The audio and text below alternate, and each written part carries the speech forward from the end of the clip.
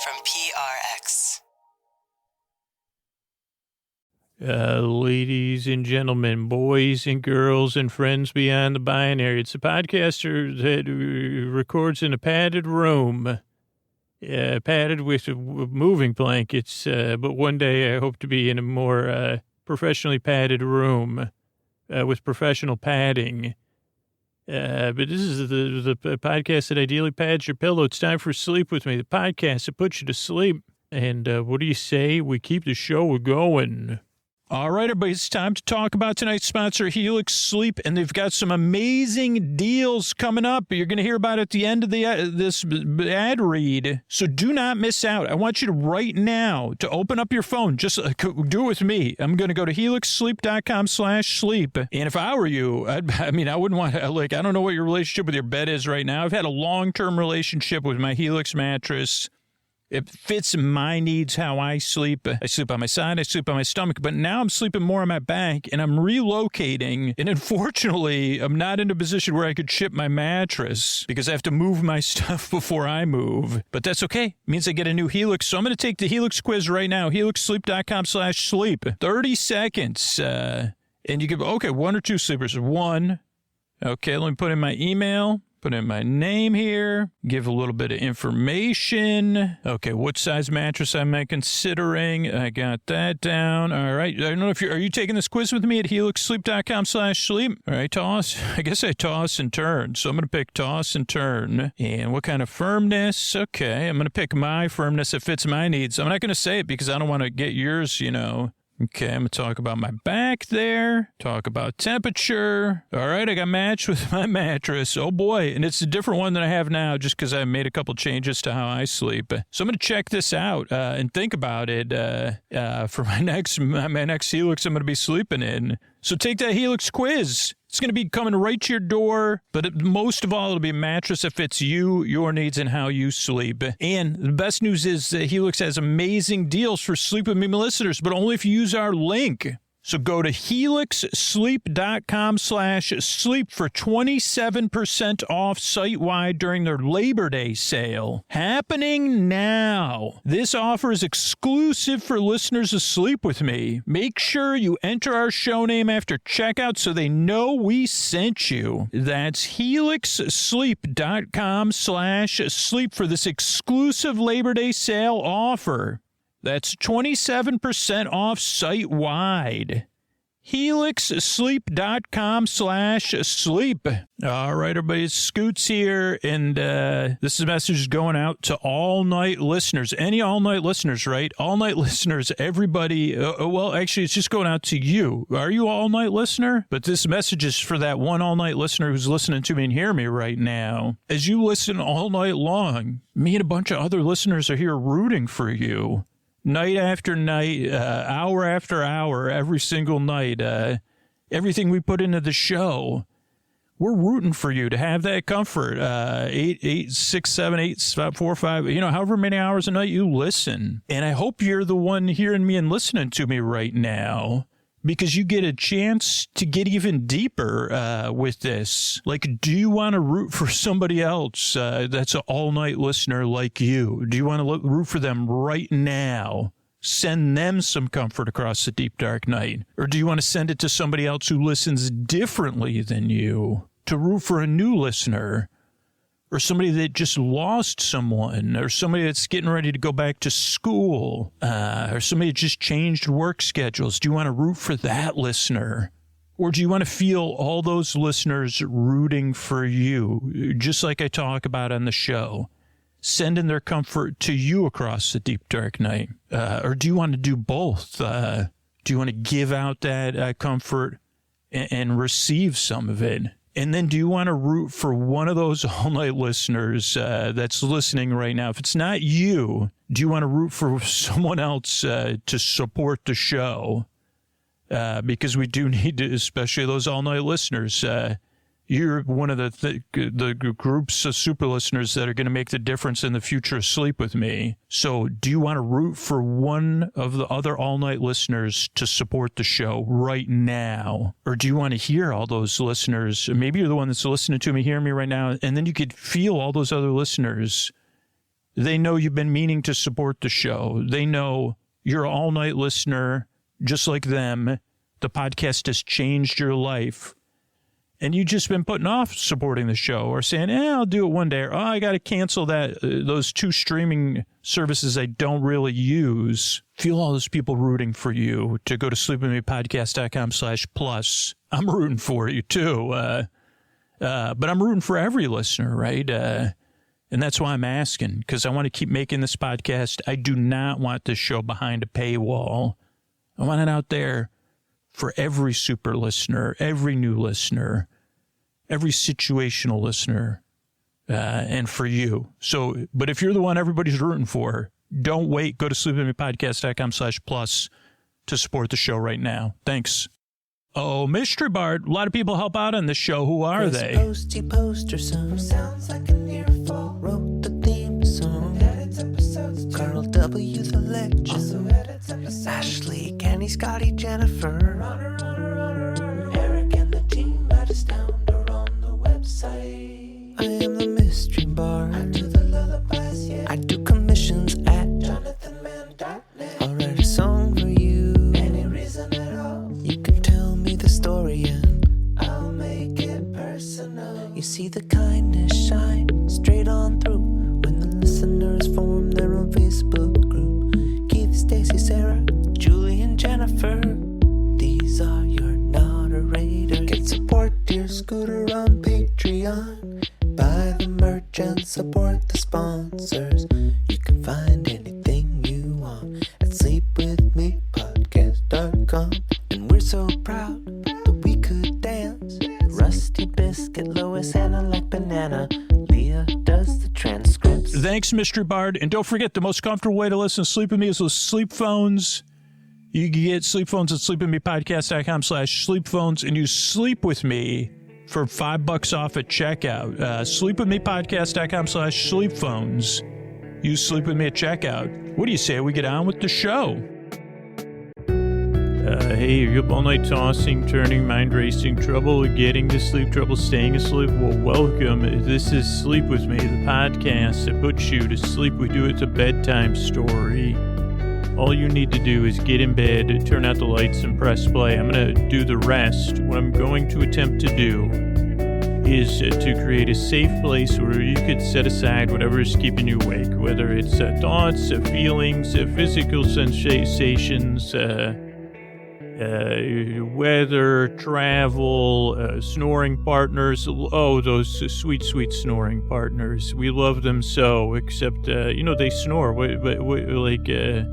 Like if I can take your mind off of that, I was thinking about weather vanes. I've had a weather vane on the brain recently. Or, well, I was thinking about squeaky weather vanes, and then I was thinking about weathered weather vanes, which maybe that's what tonight's story will be about, the weathered weather vane. I don't know why they don't call them wind vanes, other than, like, a weather vane sounds better. But if you had a squeaky, well, let me get to the new listeners first. I'm going to try to take your mind off of whatever's keeping you awake. And I'm going to send my voice across the deep, dark night. I'm going to use a lulling, soothing, creaky, dulcet tones, pointless meanders, tangents, like superfluous stuff, stuff like similes, accidental jokes. That's another thing. Let's see, where am I? I'm going to try to keep you company and distract you as you drift off into dreamland. That's basically what I'm here to do. And if you're new, here's the structure of the show. First few minutes, less than 4 minutes ideally, will be business. That's how we keep the podcast free and over 630 archived episodes free. So you have a plethora of stuff to sleep to. And so that'll be first 3 or 4 minutes. Then there's an intro, which we've just started. Those are around 12 minutes of me trying to explain the podcast. It's kind of a show within a show. It's monologue-like in the fact that I'm the only one talking. Well, no, but there's like the cacophony within my brain. But it's still just me. And so the intro is like a show within a show. Like some listeners sleep to the intro, some listeners skip the intro.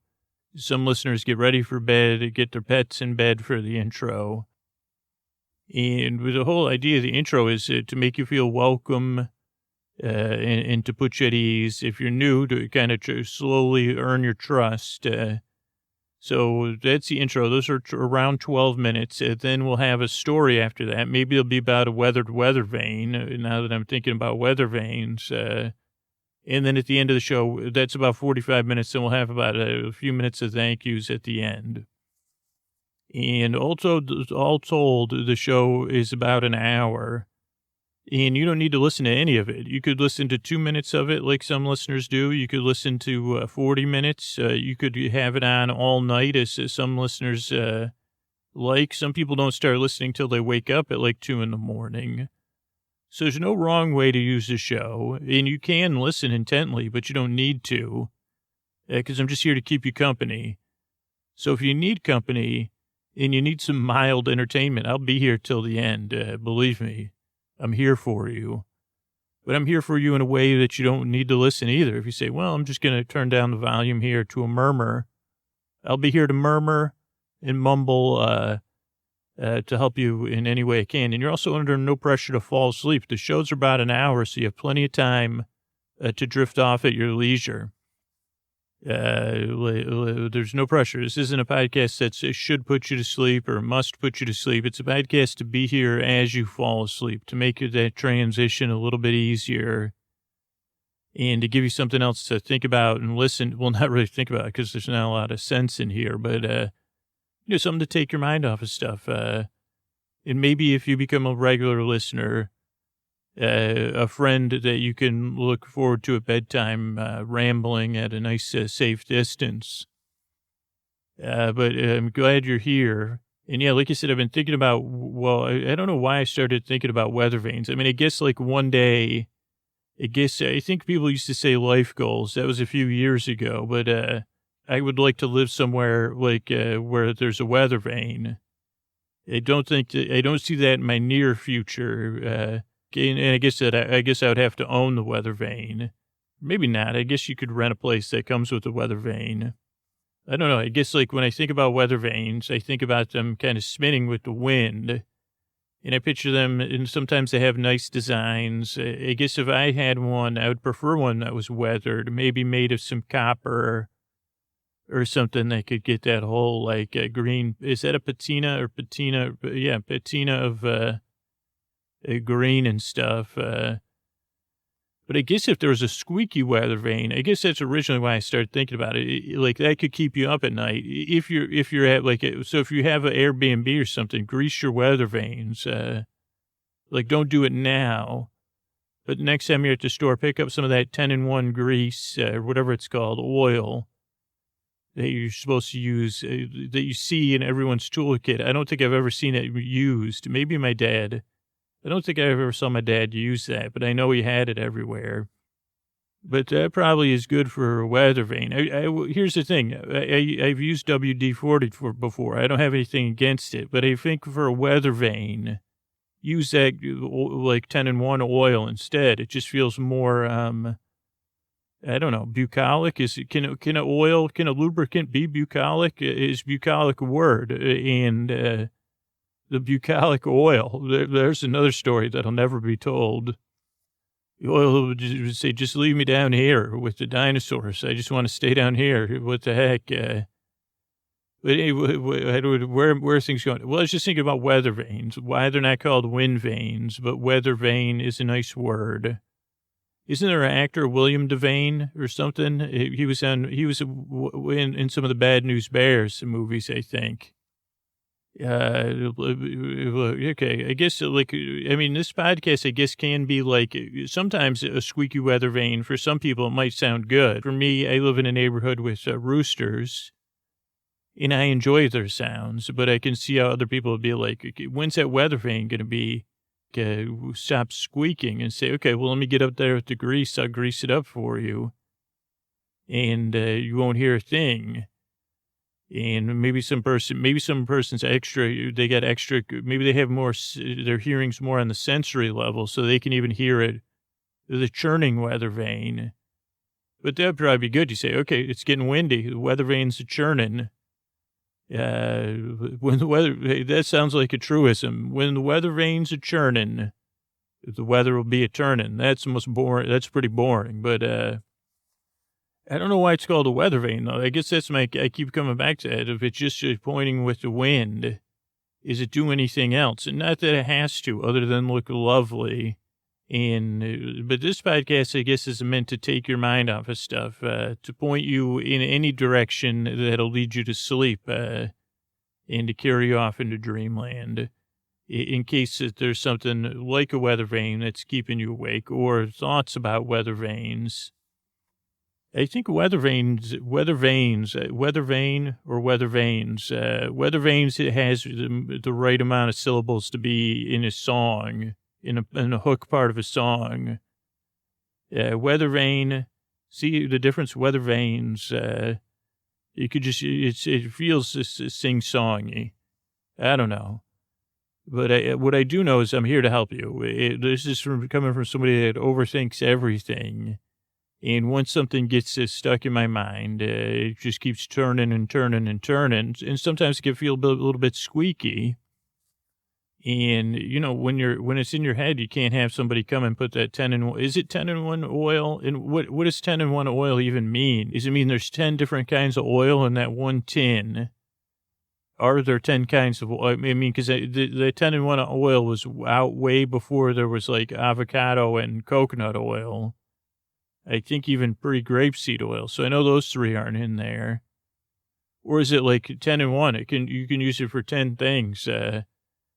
I don't know what they are after door hinges and weather vanes. I'd have trouble thinking of the other 8. What would be bike stuff? But it's a little generalized. Squeaky wheels, I guess they get the grease. So there you go. There's one. That's 3. I guess like something you'd have to turn, like that. Stuck turny stuff. But this would be more, I figure that one's more of like a maintenance thing where WD-40 or spray is like getting it, it feels like there's always because I guess I always overspray. What would be the other 7 things you'd use a 10-in-1 for? I mean, I guess outboard motors. It feels like outboard motors are on anytime they want to do a 10, they say, marine usage, like outboard motors. And I guess they could sneak in inboard motors. So maybe they could just say marine usage. That gets us down to 6. I guess I'm not a marketing expert either. I mean, I was talking about squeaky weather vanes. I think we said that, though. Squeaky wheels. What are other things that need to be oiled that are irritating? Thanks, my brain already snuck that one in. Blabby jaws. I don't think a grease would help. My 10-in-1 grease wouldn't help my squeaky wheels. I mean, my wheels are always turning. I don't know. Like, okay, children's toys, that could be a general one. Household usage. Oh yeah, like drawers. They probably could use a little oil every once in a while. And cabinets. Then you could say, it still doesn't get us anywhere close to 10-in-1. Is it 10-in-1? Maybe it's just 5-in-1. If you own a 5-in-1 oil company, though, bump it up to 7-in-1. And then if you own a 7-in-1, bump it up to 10. I mean, you'd have to find other things other than what I listed. And I'm drawing blanks. Screws, I guess, would a screw go in easier if it had oil on it? It'd probably be hard to screw. Refrigerator, I've never had a squeaky refrigerator. The motor makes a lot of noise, but, I'm out, I guess I'm out of usages for 10-in-1 oil. And that's why I'm here, is to keep you company. And I'd posit that maybe you weren't thinking about it. I don't know if that was our least interesting intro. I'm going to go to the hardware store and just look. I'm going to say, where's your grease aisle? Excuse me. Where's the grease aisle? They say, sorry, what are you looking for? Well, I don't like to ask questions. I'm looking for some grease. What kind of grease? They said, now we're talking. Now we're having a conversation. As a matter of fact, I'm looking to do, how many in one oils do you have? Also, do they have the company contact info on the tin? Because I could reach out to them. I'd say throw some coconut oil in there and some avocado oil okay, I'll wait outside. Thank you so much. So they didn't want me, even in the imaginary hardware store in my mind, they want me to finish the intro out here. So the whole idea of this podcast is to take your mind off whatever's keeping you awake, to keep you company. I've been there, sleepless in the deep, dark night, so that's why I want to help. And that's it. I'm glad you're here. If you're new, give it a few tries. Almost every review says give it a few tries and we'll see how it goes. But I appreciate you trying this podcast out. I work very hard, and I yearn and I strive to help you fall asleep. Thanks for coming by. Hey, if Sleep With Me has changed your life for the better, think about supporting the show at sleepwithmepodcast.com/plus. All right, but this is Scoots. We're trying to reset and get the super listeners on this campaign for super listeners to support the show. And the thing is, it really does come down to, well, particularly if you are an all-night listener or you fall asleep fast and you're hearing me, I really do need your attention. But if you listen 3, 4, 5, 6, 7 nights a week, if you've listened for longer than a year, if you've listened longer than 3 years, if the podcast has changed your life, I do need your attention. And here's the thing.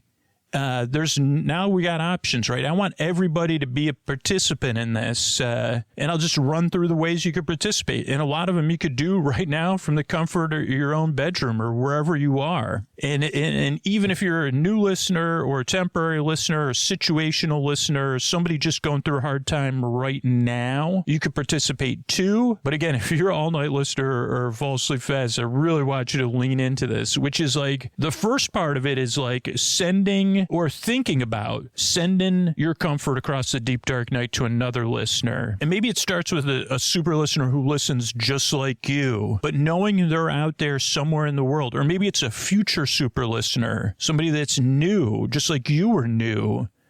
Can you send them comfort across the deep, dark night? You just barely smile for them and just think, I'm glad you're here. I hope this podcast can help you.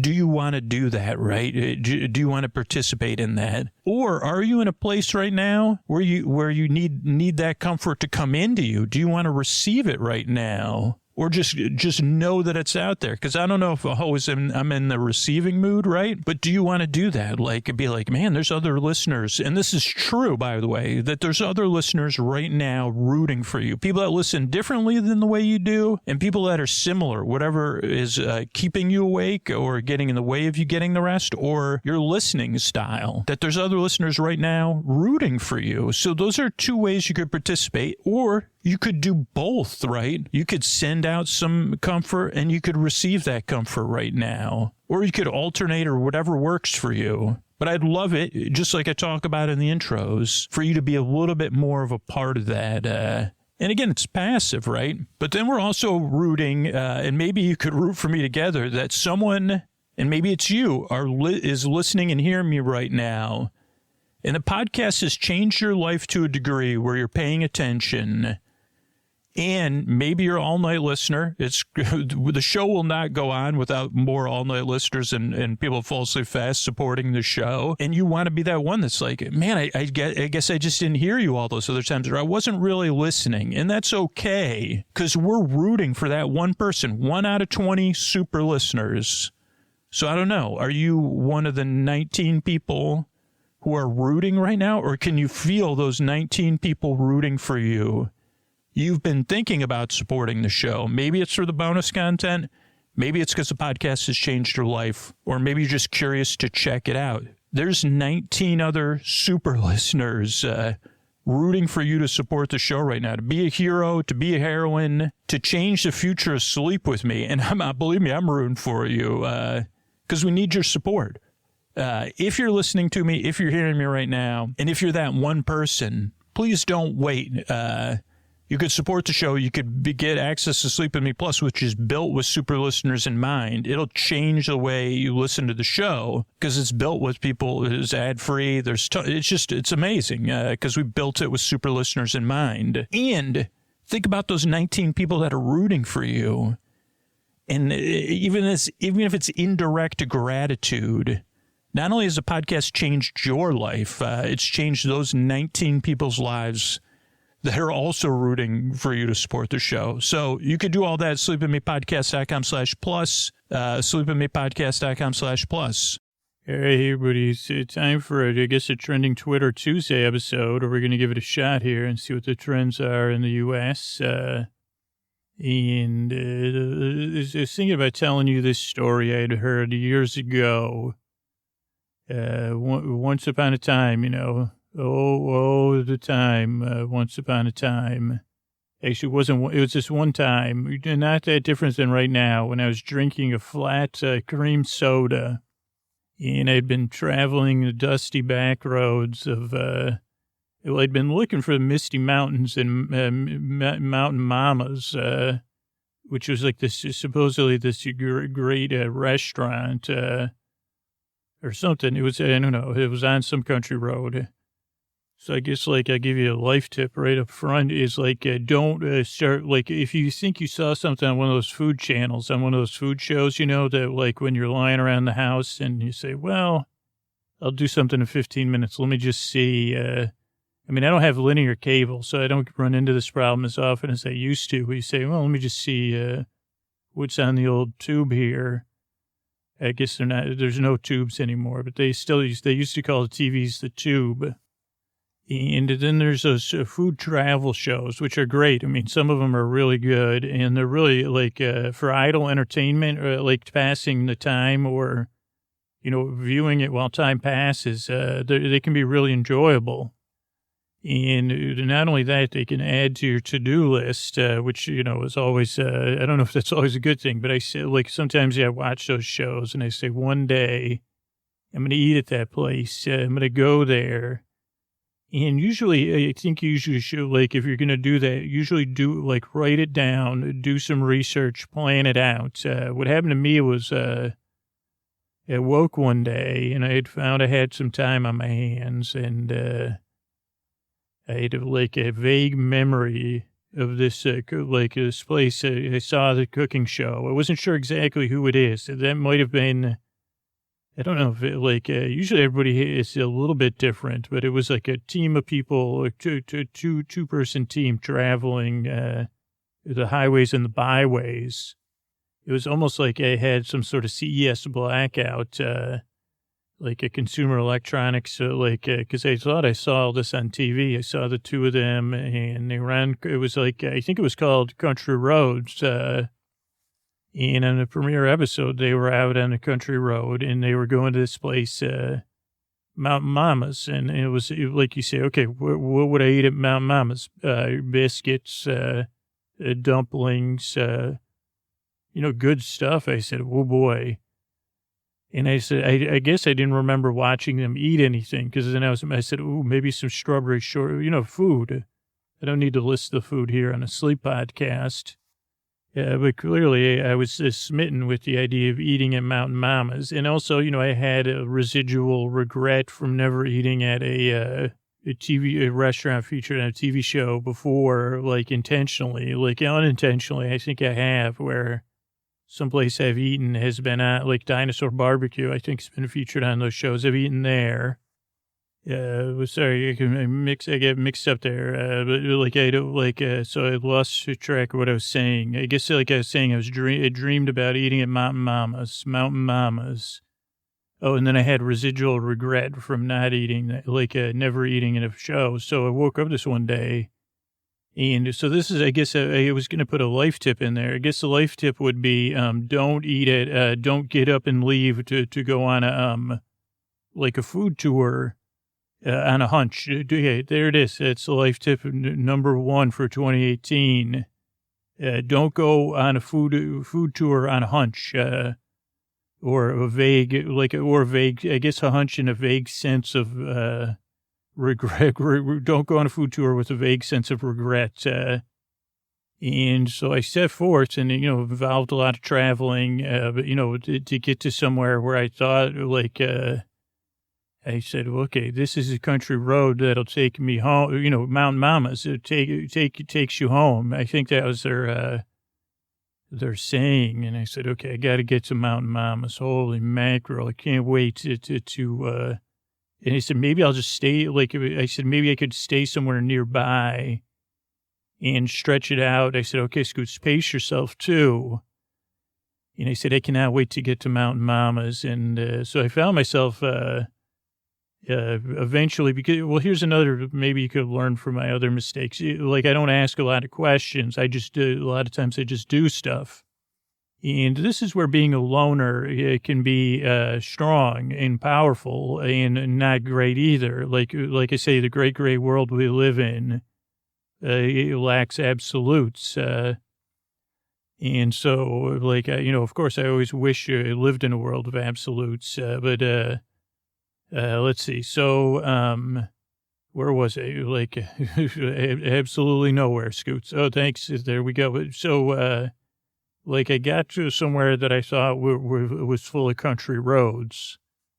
And I had gone to my second choice because I didn't go to the Smoky Mountains, because I said if I go to Smoky Mountains, I just want to go to Dollywood, which I think is in the Smoky Mountains, and then the Great Smoky Mountain National Park. And, of course, all the other sites I don't know about, but those are two things on my list as well.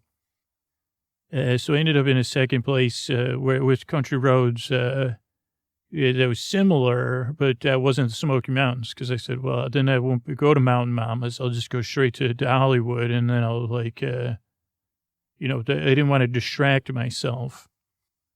And so the downside of being a loner is when you randomly, on a whim, without really knowing where you're going, go somewhere, and then you don't ask at the airport, at the car rental place, at the gas station, where you say, well, I'll find Mountain Mama's. I saw it on TV. I mean, they had what are those things called? A convertible, which I didn't have. I had a friggin', like a Yugo or something. I mean, it wasn't. It was that cube car that all the rental places say, is this why is this rental car so boxy? I mean, I guess the luggage is boxy. But I say, I don't know if I can, what color do you call this burnt orange? Because I can't picture myself rolling up to Mountain Mama's in this thing. But I didn't even say that. I just thought that stuff in my head. Of course, if I rent a car, that's another, I say, no upgrade. No, I do not want to upgrade. No, I do not, no, just please give me my car. And a lot of times they say, okay, well, just pick from this aisle. I say, no. What do you think I'm like, I was born in an era with consumer protections. Like, I say, what do you mean? Just pick any car in this row. Which row? Because, and they said, well, you just get you any of these cars in this row, just get in it and leave, and then show. And they say, well, but I rented a car, not any car. And they said, what's your game? And they say, you didn't really even rent from us. You rented it on Hotwire. And I say, okay, well, touche, but don't try to upgrade me. And they say, just take that one, the Globe or whatever the heck the car's called, the square one. And I say, okay, good, because and then I set off, and so no one knew I was looking for Mountain Mama's. I didn't bother to ask, but the plus side of being a loner is that I do enjoy getting lost. And I've talked about that on the podcast, but would you believe that? I make a sleep podcast when I'm lost half the time, and I enjoy it. Whether I'm lost on the open roads or anywhere. So if I had someone along with me, especially if it was romantic or even like a new friendship, even a family friend or a long-term friend, I would feel an obligation, to know where I was going and have a plan. But since I'm by myself, I say, well, whatever, man. It's weird. That's strange. I never stopped to notice that. When I'm lost, I have no anxiety. When I know where I'm going, oh boy, is that a paradox or irony or something? I don't know. Maybe that'd be a piece of Wednesday wisdom if you hear this on a Wednesday. And that's the thing. Can you imagine if it was said to someone? I guess that would be like the worst. This would be the worst for our state. But even like the first 2 years, you say, well, would you like to join me on a trip? Well, where are we going? Mountain Mama's. I always wanted to eat there. Where's Mountain Mama's? It's on a country road somewhere. With trees, winding one with some good views. A country road or a county road? I said, well, that's a good question. It may be on a county road, but it may have been on a TV show. Is there a TV show called Country Roads and Country Breakfast? Because it wasn't on that one, but it might have been on one like that. It wasn't on Doughboys, because I would have remembered that. I wonder if I could ever go on to Dollywood with the Doughboys. There's a pitch if anybody's listening, but I don't know if any of us have the budget for that. I wonder if Dolly listens to either Doughboys or Sleep With Me. We could get maybe we could get booked there.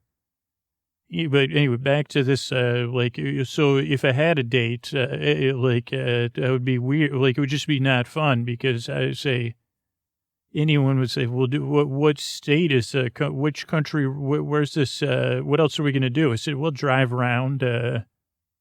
We'll find other stuff to do. There's probably, we'll look at some wagons and, we'll do stuff in between eating at Mountain Mama's. I was thinking we'd go, breakfast, then dinner, then lunch, and then brunch maybe, or lunch. I don't know if they do brunch or lunch. I think maybe with a place like Mountain Mama's, it's just better if we split it into 3 meals.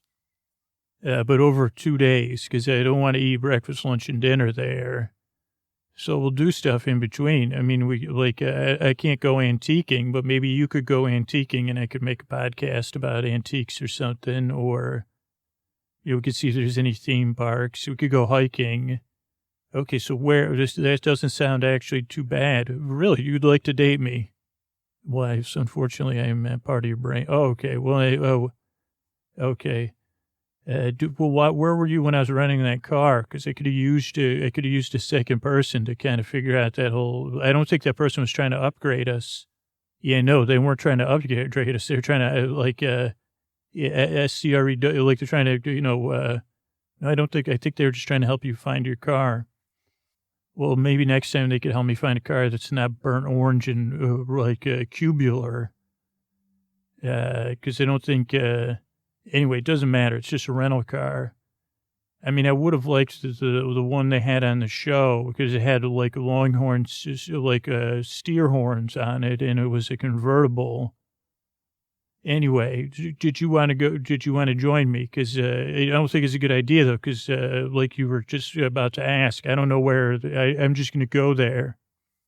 And so that's why it's better to be I'm better off on my own. Because then I say, even when I stopped in the 7-Eleven and I got some snacks, I didn't ask where Mountain Mama's was. And I did ask the country roads every time I started driving. I said, take me home. I'm pretty sure they went around this bend and then there was a valley. And I thought I had I know it was they called it the Quad. It wasn't in the Quad Cities, but it was the Quad something else. And I was pretty sure I was close. So I just kept driving. And I was really I don't know, I was in the zone. I was listening to podcasts, a lot of podcasts. But eventually got to the point where I had to find somewhere to sleep. And luckily, that's one of my other good things with the internet. I said, okay, let me pull over. And I didn't realize it at the time, but I had a cream soda. That was a soda that I bought. And I had not put the top back on it. So it was there in my car, and the bubbles were venting away. The carbon dioxide was leaving. And so anyway, I went online and I was looking at hotels and motels and checking the ratings and their distance. And I found a place to stay. And I pulled in there and I said, okay, Scoots, there's going to be a conversation. So maybe you should find about Mama's now. And they said, okay, you're right. So they were I signed in and checked in and made sure I had access to the internet so I could do podcast work. And I said to myself, I was tired though. I said, good thing I didn't drink any Coke or Diet Coke because I needed a good rest. And they said, well, what are you in town for? And I said, I was going to eat at one of that famous local place. And they said something like Billie Jean's or something. And I said, wait a second, there's a place called Billie Jean King. Billie Jean, the movie, Billie Jean played by Helen Slater. Billie Jean from MJ. And they were saying it as one word, though, like Billie Jean's. And I said, they said, no. And they said, is that where you're, and I said, no, it sounds great. So anyway, I'm like, no, I'm going to go into Mountain Mamas. And they gave me that look. They had told me, and they said, Mountain Mamas. I haven't heard of that one. And then they called somebody out from the back. They said, you Mountain Mamas, you ever heard of a restaurant called Mountain Mamas? And they said, is that a roadhouse? And I said, possibly. I said, it's on a road, a country road, as a matter of fact. And they were very helpful. They said, there might be one in Norway. And I said, like, Norway, whatever states were near, or Norway, the country.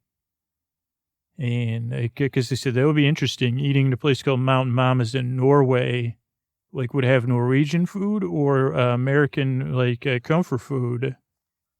And ended up, it was a town called Norway, or like, I don't know, I was having trouble hearing because my ears were, I was like asking so many questions. I felt on edge. And they kept asking they said Mountain Mamas, and they started Googling it, and they said Mountain Mamas doily shop, and I said, whoa boy, no, but I said, can you print that out for me? And they said, well, it's like, it's like 850 miles away. I said, okay, well, you won't be going to Mountain Mama's doily shop this trip. But they said, oh, no, yeah, we can't find, they said, was it like one of those pop-up restaurants? I said, no, it seemed like, they said they interviewed someone, and they said her name was not Mountain or Mama, but, she had named it, and they said they had pictures on the walls, It was a multi-generational restaurant. And they said, was it on Top Chef? I said, no. No, I don't believe so. But and I said, it was on like, and then we went, then this was like 45 minutes. I'm not kidding. They said, well, where'd you see it on? I said, one of those shows. And we went through all of them. And I said, I only know like the names of it. I said, I even get the hosts mixed up, but we went through a bunch of shows, even ones I had never heard of. Like, I think there's like a show, like a show with just desserts. And I said, like, is there a show like driving desserts with driving Miss Daisy to desserts? And they said, no. They said the name of it. And I said, there's no show called Cooking Country Roads? And they said, maybe on PBS. And I said, man, there should be Country Road Cooking. And they said, no, but there's one like that. And I said, okay. And they said, who's on it? And I said, some people are, a couple of people. And they said, like, all these names. They said, I don't know. I don't think so. And they said, this guy, and I said, not Guy Fieri, or the guy that, the competitive dude, or the guy with shaved head,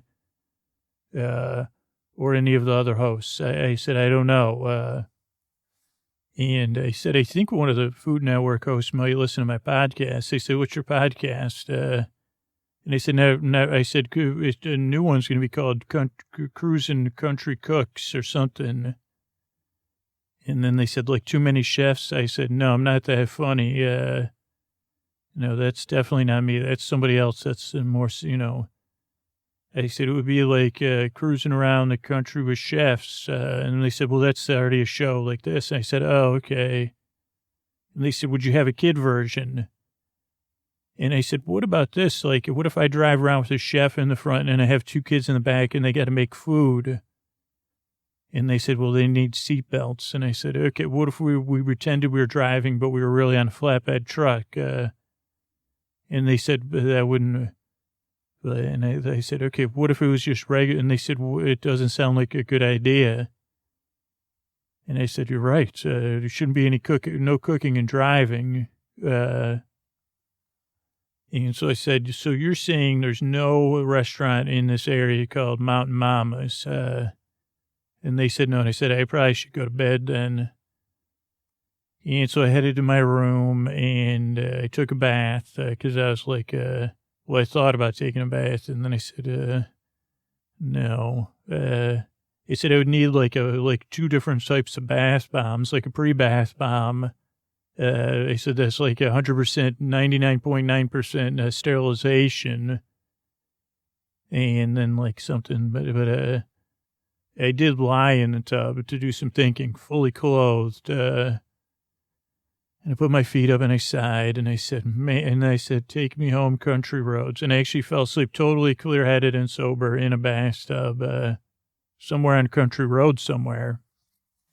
And I had a dream.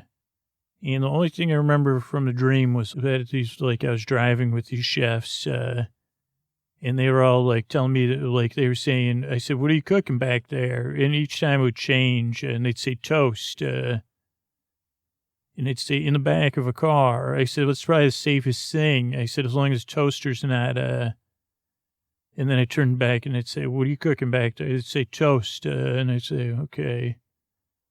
And then at some point, we were driving the car from the show that I imagined, like a big honking, convertible, steer horn on the front, white, like big white, like, not a Cadillac, but one of those cars you say, whoa, boy, that's a boat you're driving. And because it was a dream, like, I just kept saying, well, make the toast of it. And everybody would laugh hysterically, like I was a host of a show. And he said, maybe that's a show that will be like, because avocado toast is so popular. He said, is that trend like breaking out of the West Coast yet? And he said, that could be a show. We could just schedule for 6 episodes. And they said, it will probably already be canceled. Make the toast of it. I say it could be more than avocado toast, though. And I say, whatever the best, but then, like, everybody was looking at me because it was still a dream. And I said, well, let's just make the toast of it. And everybody laughed. And everybody was chanting, make the toast of it, make the toast of it, make the toast of it. And I woke up, and then I got up and it was morning and I got cleaned up and, went back down. And this was one of these, whatever you call it. It's in between a hotel and a motel, but they have a breakfast area that comes with your rate. And it's not exactly like they have a waffle maker, cereal, and a couple other things and toast. So I had some toast, and as I was buttering my toast, I said, make the toast of it, Scoots. Make the toast of it. And then I made half apple juice, half orange juice with a splash of cranberry. I was toasting my toast and my drink. I also had about 55 coffees. Then I realized I shouldn't bake. I had to check out a hotel, but I was like, okay, I can't get on the road again until I use the restroom once, because I don't want to have to pee when I'm out on the road. Just, TMI, but I just want to. And then I said, okay, well, let's just make the most of it. And instead of the toast of it, maybe that's what that dream was. So I set out driving, and I was really, really enjoying the country roads. There's slow, it felt like the podcast, slow bends, and it didn't feel the same as the day before because around every bend I was expecting Mountain Mama's restaurant and or looking to see what was familiar. But I got to drive through some small towns and I knew where I was leaving from the next day. So I was going to make a big loop around the Quad States or whatever. And I was pretty grateful. I said, well, I have nowhere to go and nowhere to be until my flight home the next day. And so I can just enjoy this drive. And actually there's like a hiking path and I got to go out and I got to go for a hike. And as I went through the hike, it said, there was a turn, the roads, the paths diverged, but the most traveled one said, And I guess I didn't clearly read the sign, but some historical farm. And I said, wait, you could hike to a farm? How cool is that? So I hiked out to the farm, and it took a little while, and it ended up, there was this historical farm out in the country, like even off a country road, and it had all this history. I didn't pay attention to it. It did have, what it's called, reenactors, and that looked interesting. But what caught my eye as soon as I got there was this, it had a barn, and it had a weather vane up top, and it was, it just caught my eye as soon as it came out of the woods. I saw the farm, I saw the historical reenactors and the other people like enjoying the day. And it was a weekend, so it was a good, like, and they were doing these performances. There was butter churning. There was something to do with yarn, sheep shearing. I don't know if you monger cheese, but there was some sort of cheese making going on with the cheesemonger. So I don't know if they were mongering cheese or the cheesemonger was just talking about the cheese. There was, I mean, I think sounds funny, but they do cut cheese. I mean, that's a serious thing. But I said to myself, I got to make the toast to this whole thing. And it was just this weather vane up there, and it was weathered weather vane. Oh boy, was it weathered, and it was spinning in the wind.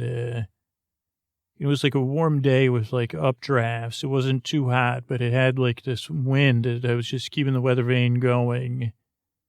And then maybe the pockets of air would change and it would just stop, and then it would go in another direction.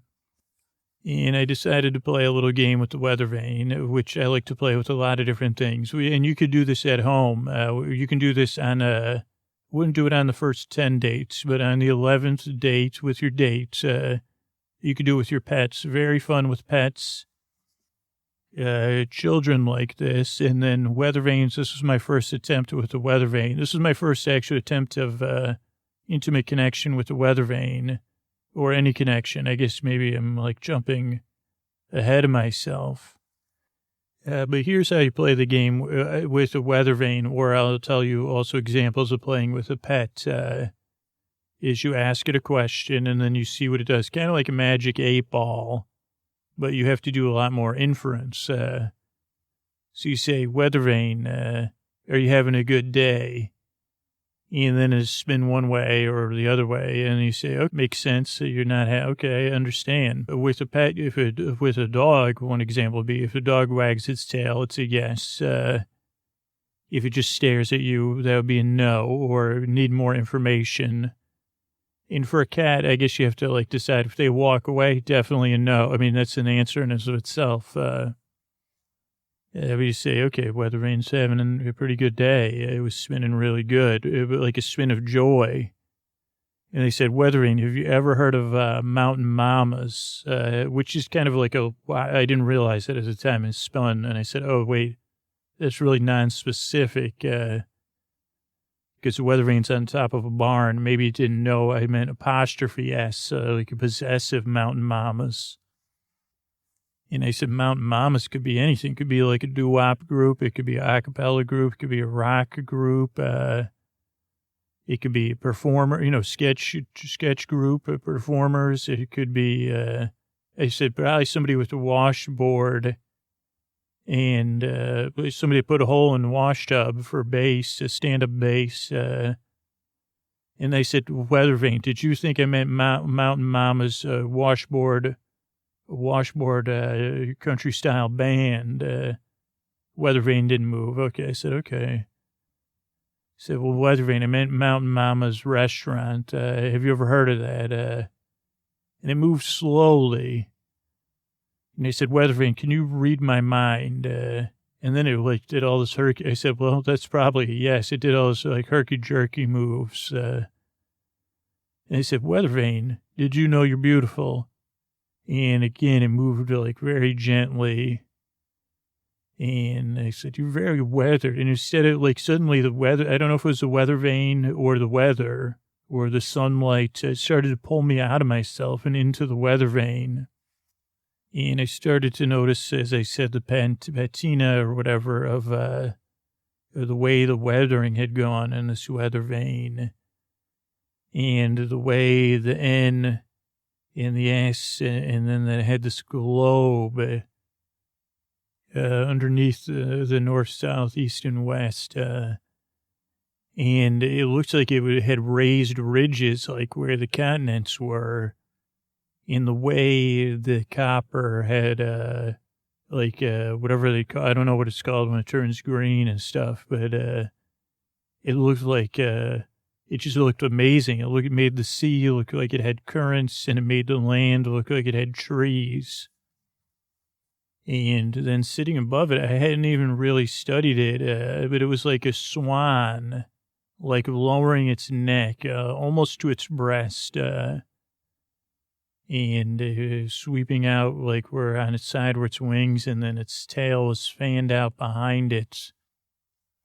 But then I said, maybe it's not a swan. I said, Weathervane, are you a swan? And it wasn't. And I said, Weathervane, are you that one of those birds that dives? And then like, I think it said, no duh, or something like a Weathervane answer. And I said, yeah, I'll never think of the name of you, but you're really lovely. And I just looked at like, I tried to imagine the Weathervane was a real bird, colored in this way, this green with a color I couldn't even identify, like a dark penny, I'd say. When a penny, instead of turning green or copper, it turns into like well beyond a chocolate brown. And then I started to notice the feathers in her wings and her tails, and how there was gray in there in the green. And like how it gave even more definition. And then I looked back at the globe and saw how there was gray there. And then I looked at how she was squeaking as she spun around, and how there was, because of where the motion was, and there was friction, there was bright copper colors there. And I honestly began to forget myself. And I was like, it wasn't hypnotized. I was mesmerized by this Weathervane, watching it spin and feeling connected to it. And everyone like saying, hey, Weathervane, are you feeling hungry? And the weather, like almost like it was an inside joke that we could speak in a nearly unspoken manner. Like two retirees sitting on a porch with one another. And I mean, I guess like, and this isn't the first time, I mean, let's be honest, this, like I did fall in love with a potted plant before, or in love. I kissed a potted plant before, and like had a it was just a moment, I guess, and I was sharing a moment with this Weathervane, but it was like deeper than that. And I said, Weathervane, is that squeak a sign of, because then I said, what, I don't know what metal fatigue is, but what if this Weathervane, and then I started calling it my Weathervane, my sweet Weathervane, Swanee, even though the Weathervane's wasn't a swan, I don't believe. And I started thinking about this Weathervane, and I said, what if that squeak is like a saying, hey, get up here. And I said, Weathervane, did you ever hear the podcast where I joked about 10-in-1 oil? And I said, there's got to be some around here, even though this is like a semi-historical farm. And then it ended up they were doing like some big demonstration. I can't even remember, like the kind that everybody comes. I think like there was a magician, there was some free something or other. So everybody was gathering on the other side of the farm. And so I said to myself, well, Scoots, you haven't done anything this ridiculous. Like I don't know what state we're technically in the Quad State area. I said, what is it? Is it 5? Quadra? What is it? I said, well, I said, my car's all the way back at the park, I said, okay, let's do it. So I looked around. Eventually, I found one of those cans of 8-in-1 oil. It didn't have 10-in-1 oil, but it was 8-in-1 oil.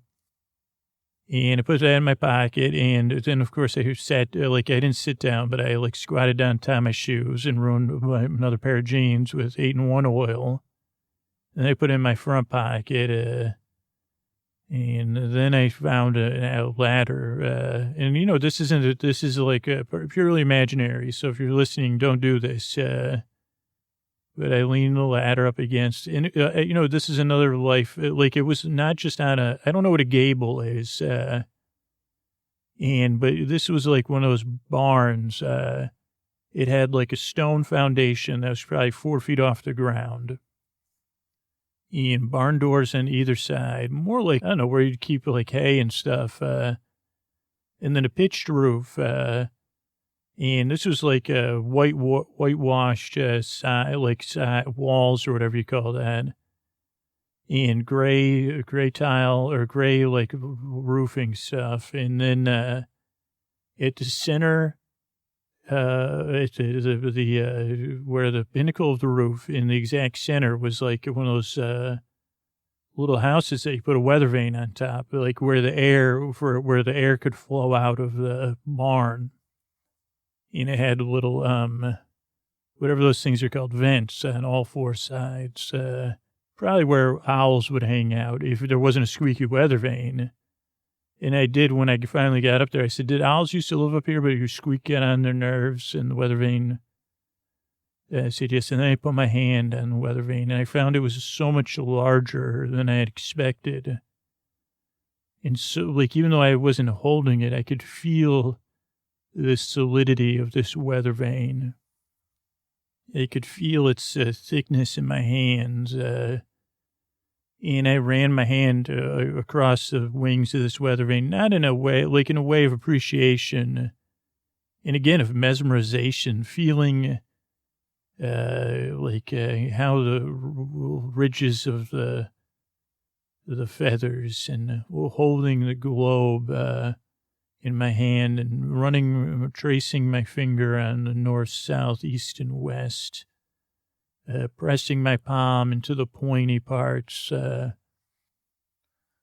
spinning it around, and then kind of getting an idea where the squeak is, and then just greasing the heck out of this weather vane, and actually then realizing that it was just a little bit off pitch. It had somehow, it was like not pointing straight in the air. It was pointing just a little bit off, and then I pulled up, and the weather vane came right off of its weather base,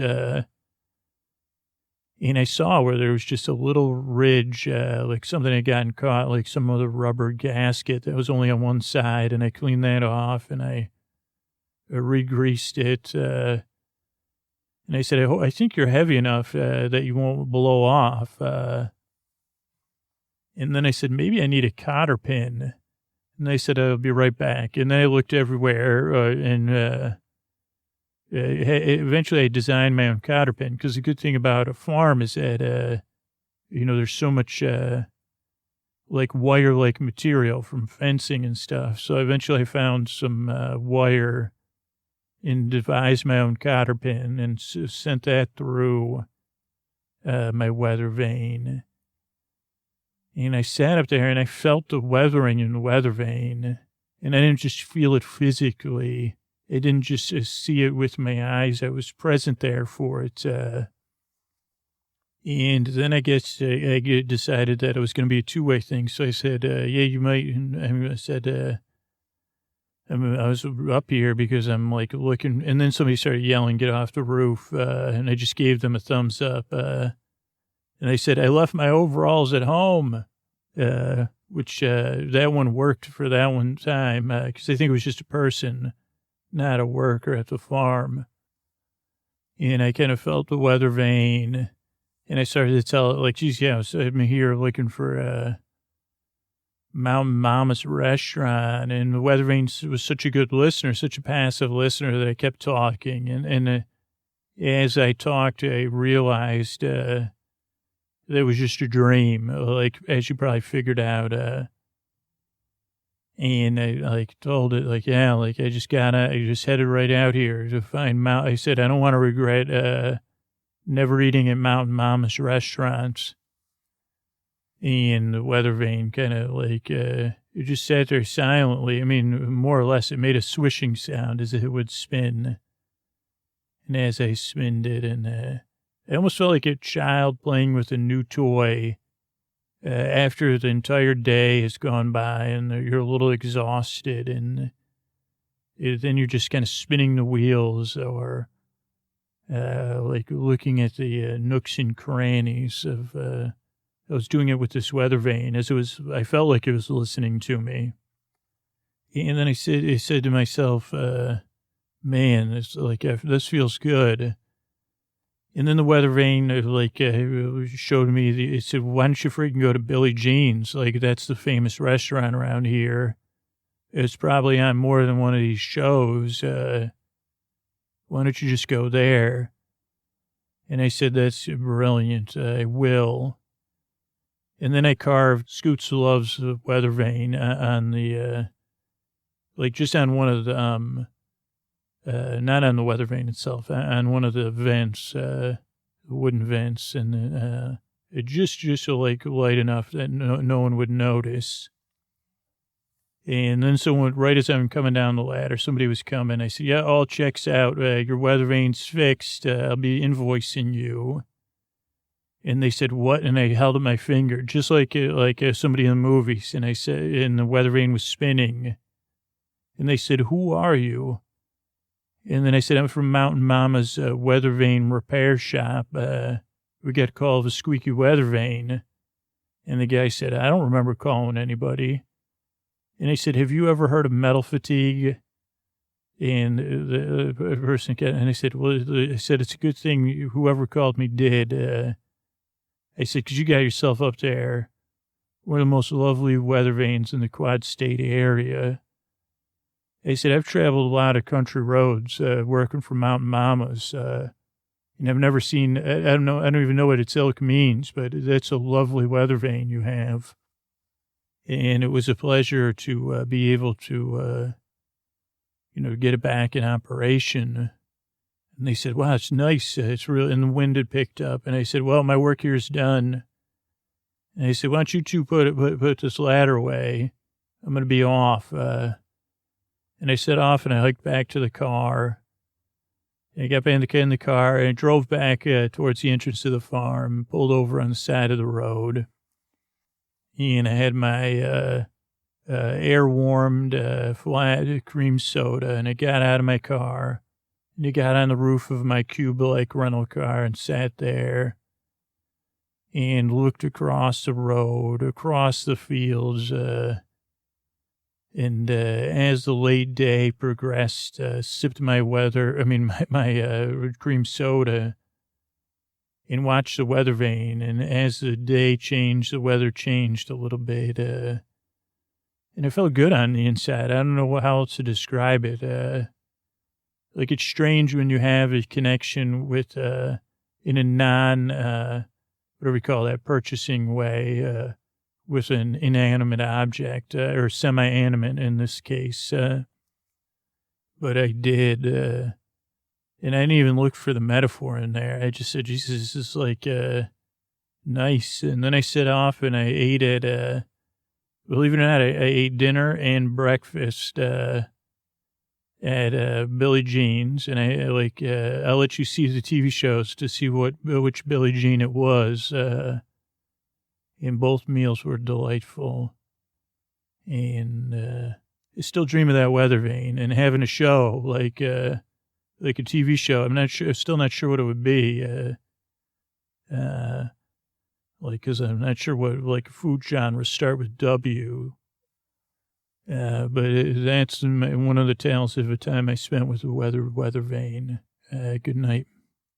All right, but Scoots here. This is your tuck-you-in message, mostly for super listeners, though any listener that's listening right now, you could partake in this by, if you're a temporary listener, you're a new listener, you only listen from time to time. Remember that what I talk about in the intro, other listeners are rooting for your good night's sleep so you can receive that energy and comfort across the deep, dark night that other listeners are sending you. And you could send it out right now, right? You could send out your comfort or rooting for other people, even if they can't sleep, even if they're awake right now. that they have some comfort and relief, some companionship or some distraction in the deep, dark night. So you can receive or send any listener. You could do that. Now, with super listeners, would love it if you're, particularly if you're listening right now and you happen to be listening and hearing me and you fall asleep fast or you're an all-night listener, you're the two key demographics that literally the future of Sleep With Me will depend on if any of you end up hearing me and listening to me more than are currently doing so, or if I just slowly get through to more people that fall asleep fast, people that listen all night long, and then any other super listeners, people that have been listening over 3 years, people that have been listening over a year, people that have been listening over 5 years, people that listen 4, 5, 6, 7 nights a week. You're the listeners I kind of need. Well, I mean, the reality is, like, if you're listening to me right now and hearing me, whether it's in this tuck you in message or before the podcast starts or in the mid-roll of the podcast, the reality is you're like, and I think a lot of people dismiss this, but the stats back it up. Really, you're the one person listening and hearing me right now. And that's why I'm trying this new approach, you know, because we still have to get through to people whose lives are made better by the podcast, that we need your support on Sleep With Me Plus. But it starts before that, right? And while I have to keep asking for support and keep pointing out how important it is if you value the podcast to support it back, and that Sleep With Me Plus was built with super listeners in mind, no ads, different versions of the show designed for people that fall asleep fast, people that listen all night long, people that have very specific favorites and like to build playlists of their favorites, people with particular tastes about the podcast of certain episodes but not other styles of episodes, people that are super fans of the podcast, super listeners, people, and I don't know, or if you're hearing me and listening to me right now, are you a super listener? If not, just root for other listeners or be rooted for. Or if you're curious, check out a trial of Sleep With Me Plus. But any super listener, there's 4 stages, I guess. Let me look at my notes here. Well, the whole thing I've been doing in the intros over the past few months and in the last minisode is that we're here rooting for other listeners, right? Or being rooted for in the deep, dark night. Because that's what the show's about, is like gentle caring, gentle relief at a distance, sending comfort across the deep, dark night to people that are out there, people just like you, or people a lot different than you, but that we all share something, right? And now is where I'm trying to deepen that conscious connection and choice in a multitude of ways. So each time you listen to the show now, you get this chance to participate in a passive way and think about who else is listening right now. Like, are you, because there's a strong possibility when I get to these messages that you might be the only one listening and paying attention right now, but maybe there are a couple other people listening and paying attention right now. And do they listen the same style as you? Are they struggling with sleep in the same way you struggle with, or is it different? And can you root for them? Maybe they're an all-night listener, or maybe they fall asleep fast, or maybe they're an occasional listener just going through a tough time. And you can decide, do you want to root for them? Do you want to send them comfort right now across the deep, dark night? And can you sense that they're out there rooting for you to fall asleep, or to have some relief, or to have a distraction and a friend in the deep, dark night? That they're bore friends with you, right? That not just me as the person that narrates this podcast, but that there's someone else out there hoping that your life is more manageable tomorrow, and ideally that you could be out there flourishing on a regular basis. And if you're a super listener, right, particularly, again, if you're an all-night listener, you listen multiple times a week, or you fall asleep fast, or you've been listening for years, maybe you're the one all of us are quietly rooting for to support the show. because we do need to reach that goal of 1,500 super listeners supporting the show back. And that's out of a large number of super listeners. But the thing is, most super listeners are like, no, so it's someone else will do it. I'll do it later. Well, right now, you could do it, right? You could root for another person. You could be rooted for. You could do both of those things. Or you could support the show, or you could root for someone else to support the show. Who is it out there that you're rooting for? Like, who is going to be that hero or heroine? And maybe they're hearing, maybe you're the one, you're hearing all the other listeners starting to root for you. Are you out there? Are you going to support the show? Maybe you support it because you want ad-free episodes. You're supporting it for yourself, and it helps other people. Or maybe you're supporting it because you listen all night long and it's just more convenient to support the show and listen all night long. Maybe you're going to support it because you want it to be there for you in 6 months or 12 months or 3 months from now. Maybe you're going to support it because you know the podcast makes your life better. And you hear me and you know I'm serious. You say, hey, we can't do this without especially all-night listeners and people that fall asleep fast, but all super listeners, a percentage of them supporting the show back. That's how we pay the bills. That's how we're able to be here. But maybe it's not you, but can you root for that person? But maybe it is. Can you feel all those listeners rooting for one another and then rooting for that one person out of 20, right? That's who we need, of super listeners. So are you those 19 people getting rooted for and rooting for? That's pretty cool. It's cool enough. Or are you the person we're all rooting for to support the show? If you're hearing me and listening for me right now and you can hear that, it's like yeah. Rooting for you to support the show. Don't wait, right? That's the biggest thing I've been learning from this campaign. From the people that do end up supporting the show. They're like, yeah, I was tuning you out. Or I was kind of passing on the message saying, I'll do it later. Somebody else would do it. I want to do it, but I don't know. How many of those listeners are rooting for you right now to overcome those small obstacles and support the show right now at sleepwithmepodcast.com/plus? I know I'm rooting for you, but I'm rooting for every listener. That's why I'm here. That's why the show isn't behind a paywall. That's why I work so hard, and that's why I'm willing to put myself out here and kind of be, have other listeners have strong feelings about me asking directly, because you're important. And that's why I show up day after day, night after night. I love making the show because I love participating in this thing where I know what it feels like for me in the deep, dark night. You know what it feels like for you in the deep, dark night.